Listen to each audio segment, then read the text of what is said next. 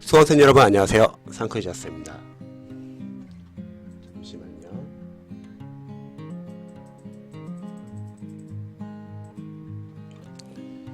자, 이번 영상도 마찬가지로 공시상관학이 말하는 구급공무원 합격 프리패스.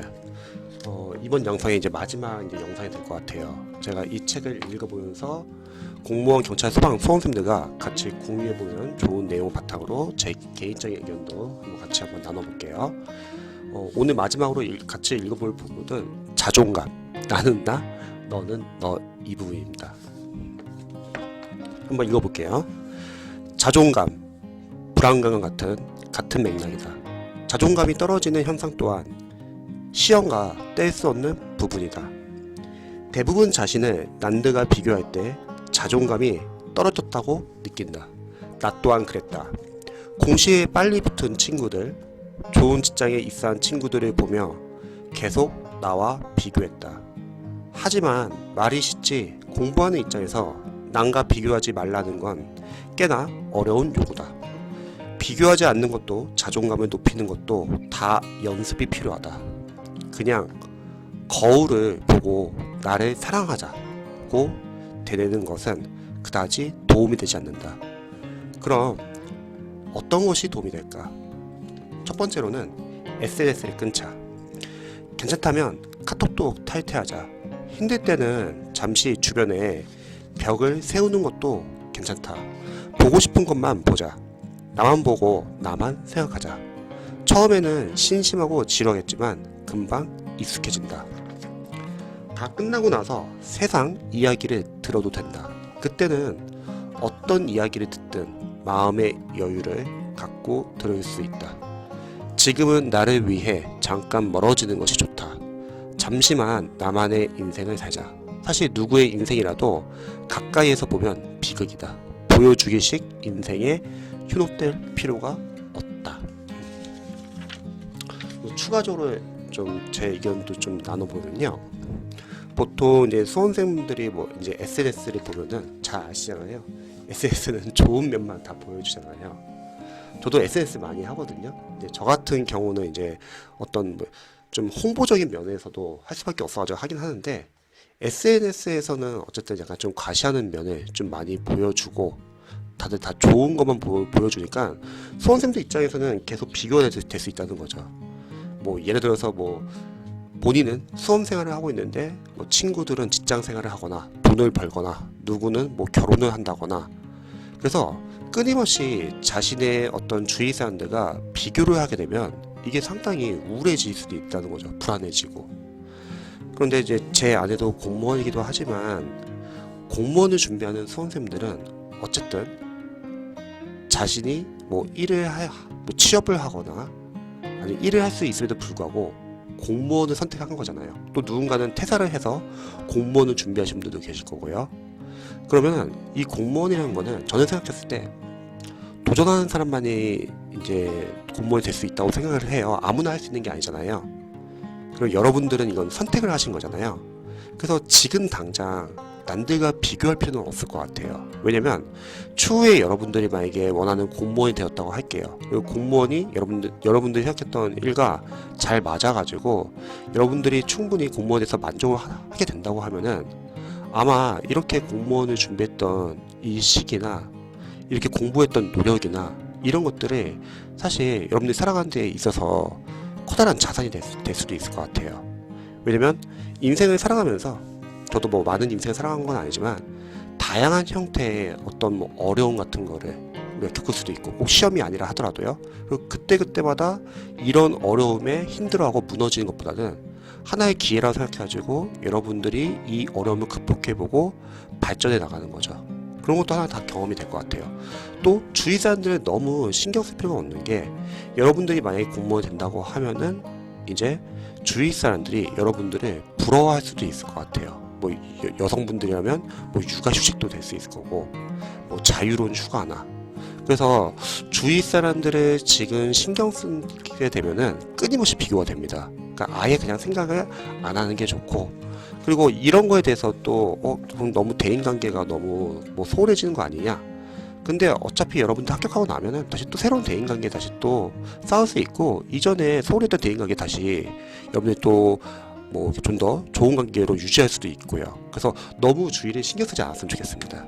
우리가 공부할 때는 어쨌든 공부에만 집중할 수 있으면 좋잖아요. 그런데 예상외로 제가 수험생들 관리를 해보면은 주위 분들을 너무 신경 써가지고 그로 인해서 다시 또 스트레스 받는 분들 많이 계시더라고요. 그래서 너무 신경 쓰지 않았으면 좋겠습니다. 자, 계속 한번 읽어볼게요. 두 번째로는 나를 위한 요리를 해보자. 내가 먹을 음식을 정성스럽게 만들다 보면 스스로 귀한 대접을 받는 느낌이 든다고 한다. 나는 공부하느라 매일 제대로 된 음식을 못 먹고 있자니 스스로 초라해지는 느낌이 강하게 들었다. 마침 SNS도 끊고 카톡도 탈퇴할 일이 없는 상태라 요리를 시작해 보았는데 나도 무언가를 할 수 있다는 느낌이 들어 굉장히 좋았다. 일요일 하루는 쉬어야 한다는 강박이 있었는데 잠만 자던 생활에서 탈피해 무기력하지 않아서 좋았던 것도 한몫했다. 요리도 이제 상당히 중요하죠. 참고로 저는 편입 공부했을 때 좀 약간 미련하게 공부를 했었어요. 그 당시에 제가 좀 공부 시간을 좀 많이 확보하겠다고 식사를 다른 이제 편입을 공부했던 동생들이나 뭐 같이 공부했던 사람들은 이제 뭐 편입학원 바로 옆에 김밥천국이 있어가지고 밥을 좀 제대로 먹는 편이었는데 저는 좀 공부하는 시간을 좀 확보하겠다고 냄새 안 나는 뭐 숯불호빵 같은 거, 그때 편입학원에 자습실이 있었는데 거기서 그냥 숯불빵 하나 먹고서 공부하면서 했거든요. 근데 지금 생각해보니까 그때 당시에 제가 상당히 미련했던 것 같아요. 왜냐면 영양 섭취를 전혀 하지도 못하고 계속 빵만 먹으니까 몸 건강이 상당히 안 좋겠죠. 그래서 지금 이제 학생분들 이제 막 식사, 예전에 이제 코로나 4단계 이전에는 막 식사 가능했잖아요. 그때 보면은 밥을 다들 다 잘 챙겨 드세요. 근데 그게 좋은 것 같아요. 특히 부모님하고 같이 사시는 분들은 부모님한테, 어머니한테 말을 해가지고 주말이라도 좀 몸에 좋은 음식 같은 거 좀 많이 챙겨 드시면 좋을 것 같아요. 특히 여러분들 막 이렇게 비타민도 중요하지만 제가 봤을 때 몸에 좋은 음식이라고 하면은 뭐 예를 들어서 뭐 가격 대비 효율 좋은 거는 부추 같은 거, 그리고 뭐 삼계탕, 뭐 토마토, 뭐 청국장, 그리고 이제 효과가 이제 제대로 나오는 거는 뭐 홍삼 등등등. 몸 건강 관리하는 거는 저는 중요하다고 생각을 해요. 그리고 자신에 대한 보상도 상당히 중요하다고 생각을 해요. 저는 이제 편입 준비했을 때 같이 임용고시 준비했던 친구랑 주말에 고기 뷔페에 가가지고 고기 먹는 거, 그런 걸로 스트레스 많이 풀었었거든요. 근데 그 친구도 참 대단한 게 체대를 나와가지고 그때 체육교육학과였는데 항상 방학 때 되면은 스키장 가서 막 알바를 해야 됐어요. 근데 저 둘 다 먹는 걸 좋아해가지고 주말에 저랑 같이 고기 뷔페 가려고, 둘 다 그때 수험생이었으니까 점프 뛰어가지고 부천까지 와가지고 같이 고기 뷔페 가가지고 막 먹고 그랬거든요. 그래서 여러분들 음식 혹시 잘 챙겨 드시지 않은 수험생들 계시면은 영양가도 좀 중요한 것 같아요. 공부할 때도 상당히 중요하고요. 잘 챙겨 드시면 좋을 것 같아요. 먹는 거는. 그래서 뭐 일주일에 한 번 자기에 대한 보상으로 뭐 누군가는 뭐 치킨을 먹는 분도 계실 거고, 몸에 좋은 음식들을 좀 챙겨 드시면 좋을 것 같습니다. 그리고 약간 좀 소소한 자신에 대한 어떤 소소한 어떤 뭐 보상이나 그런 것도 좀 필요한 것 같아요. 그리고 공부를 하다 보면은 지치기도 하고 그에 대한 보상이 필요한데, 자신만의 좀 약간 이런 공부를 하면서 스트레스 풀 수 있는 그런 소소한 행복거리가 좀 있으면 좋을 것 같습니다. 자, 세 번째 한번 읽어볼게요. 세 번째로는 감사하기다. 사실 시작하기 전까지 이런 게 진짜 도움이 되나 싶었는데 세상을 보는 눈을 다르게 만들어준다. 나는 아주 사소한 감사도 많이 했다. 사지 멀쩡하게 태어나 내 발로 걸어 다닐 수 있는 것, 그리고 발 빼고 잠들 수 있는 집이 있다는 것, 무작정 전화할 수 있는 친구가 있다는 것 등 사실 별거 아니지만 감사하다고 느끼는 것들을 썼다. 거창할 필요 없다. 아주 간단한 것이라도 충분하다. 하루에 하나씩이라도 적어보자. 하루하루 달라지는 기분을 느낄 것이다. 여기서 주의해야 할 점이 있다. 바로 남과 비교하며 내가 더 우월하다는 느끼는 것만은 지양해야 한다. 우월은 열등의 또 다른 이름이다. 우월감을 느낀다는 것은 열등감을 느낀다는 것을 증명할 뿐이다. 우월감으로 자존감을 덮으려 하는 것은 자신을 속이는 짓이다. 오래 가지도 못한다. 얼마 가지 않아 초라한 자기 자신을 발견하게 될 것이다. 그냥 온전히 내 자신만을 생각하자. 사실 이 감사하기 같은 경우는 저도 이제 다른 이제 공부법 책이나 그런 데서도 많이 봤던 방법인데 정말 좋은 방법 같아요.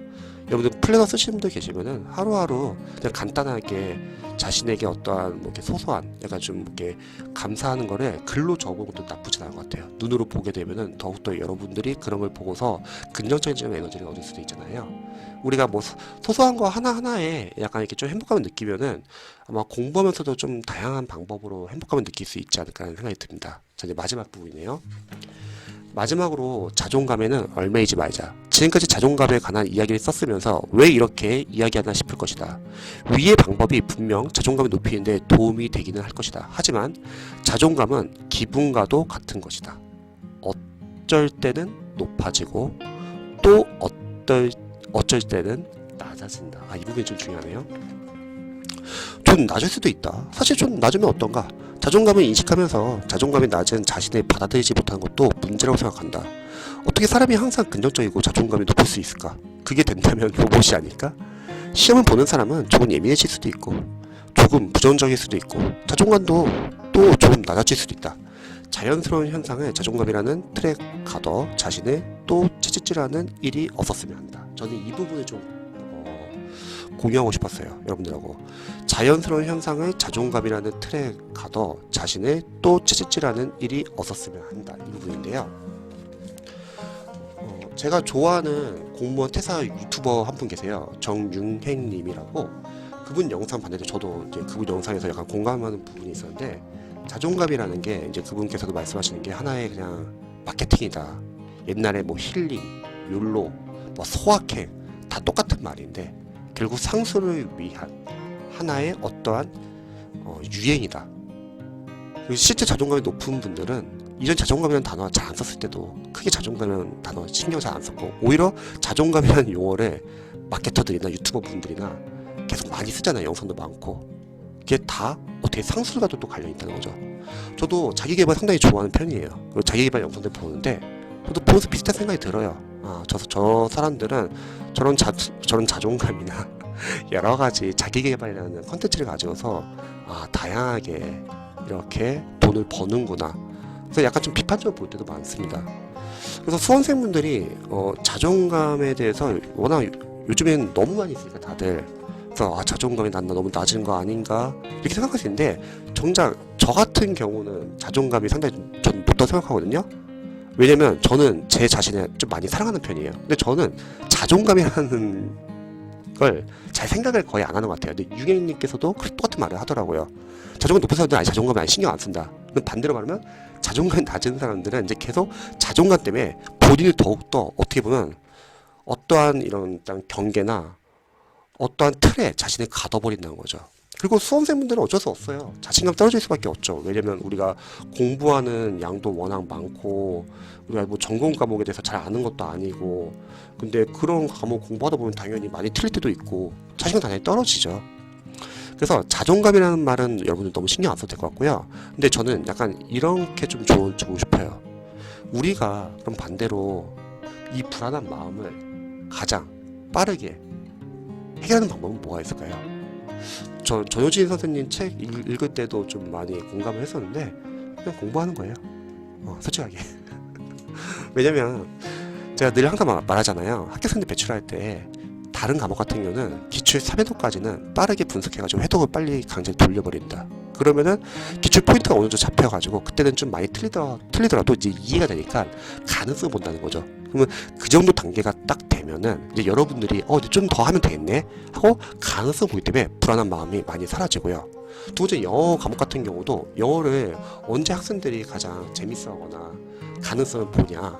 저는 생각했을 때는 문장을 읽기 위한 기반 연습이 충분히 되었을 때, 정확히 말하면 영어 강사로서는 어휘 그리고 독해를 읽기 위한 문법 구분이 잡혔을 때, 그때 여러분들이 문장을 이제 읽을 수가 있거든요.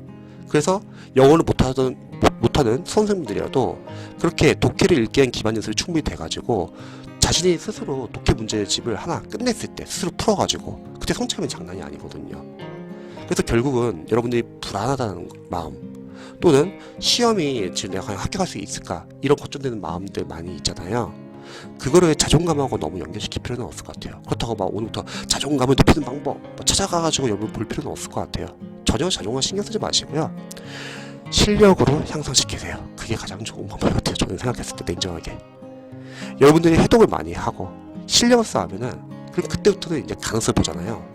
그러면 이제 좀 더 하면 될 것 같은데 그럼 남은 기간 동안은 이런 방향으로 해서 이렇게 부족한 점을 보완해야지. 이렇게 하면은 집중을 하게 된다는 거죠.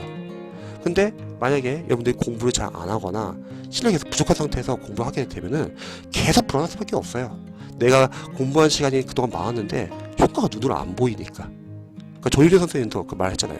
본인도 사법고시를 준비하면서 막 힘든 기간이 많았다. 슬럼프 걸린 적도 많았고 많이 울기도 했다. 하지만 공부는 끝까지 했다. 그게 중요한 것 같습니다.